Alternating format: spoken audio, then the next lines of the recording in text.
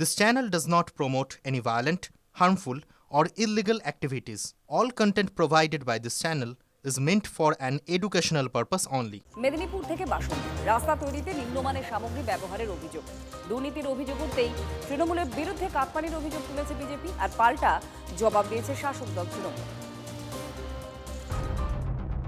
কোদাল বেলচা লাগছে না, কোথাও হাত দিয়ে খুঁড়লেই উঠে আসছে সিমেন্ট বালি পাথর, কোথাও আবার হাত দিয়ে খুঁড়লে উঠে আসছে পিচ। কোনোটা প্রধানমন্ত্রী গ্রাম সড়ক যোজনায় তৈরি হয়েছে, কোনোটা আবার রাজ্য সরকারের পথশ্রী প্রকল্পে। রাজ্যের একাধিক জেলায় রাস্তা তৈরিতে দুর্নীতির অভিযোগ। প্রধানমন্ত্রী গ্রাম সড়ক যোজনায় মেদিনীপুরের টিকরপাড়া থেকে মণিদহ পর্যন্ত 5 কিলোমিটার রাস্তা তৈরির কাজ হয়েছে, কিন্তু দুদিন যেতে না যেতে সেই রাস্তার দুর্দশার ছবি উঠে এলো। হাত দিয়ে খুঁড়লে হাতে চলে আসছে সিমেন্ট বালি পাথর। স্থানীয়দের অভিযোগ, নিম্নমানের সামগ্রী দিয়ে রাস্তার কাজ হয়েছে। সকালবেলায় হ্যাঁ খুলে দেওয়া যাচ্ছে।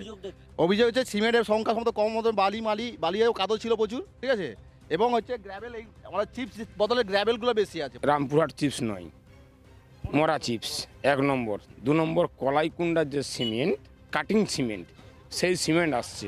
এই যে মালগুলা দিচ্ছে পুরো নিম্নমানের মাল।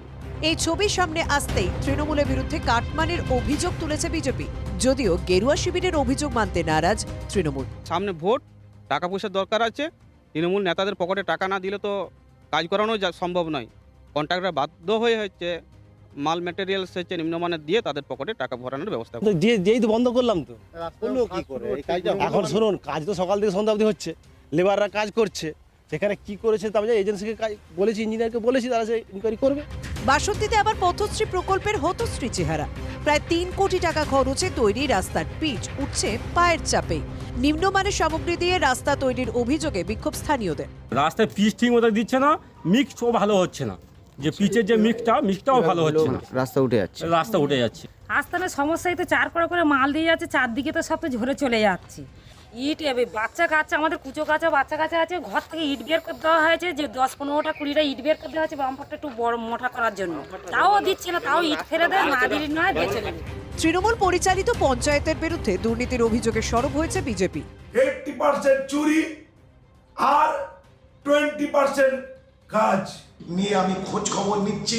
প্রশাসনিকভাবে যথাযথ ব্যবস্থা গ্রহণের জন্য আমি জেলা প্রশাসনকে জানিয়েছি। সামনেই বিধানসভা ভোট, তার আগে গ্রামে গ্রামে রাস্তার হতশ্রী চেহারা, আর সেই রাস্তা সংস্কারেও দুর্নীতির অভিযোগ। দেবব্রত সরকার ও অভিজ্ঞান নস্করের রিপোর্ট, TV9 বাংলা।